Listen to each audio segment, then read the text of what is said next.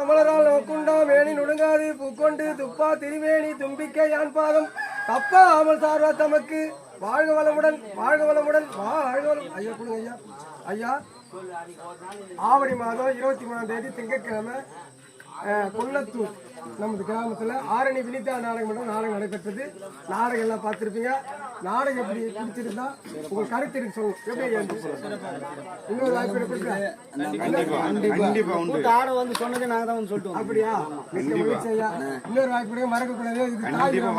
பரணி ஜீவா அடுத்து நீ சரி ஐயா.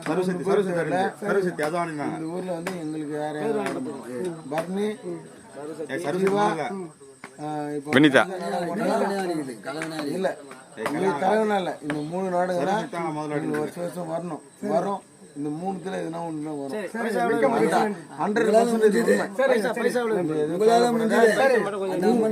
உனக்கு வந்து ரொம்ப நன்றி.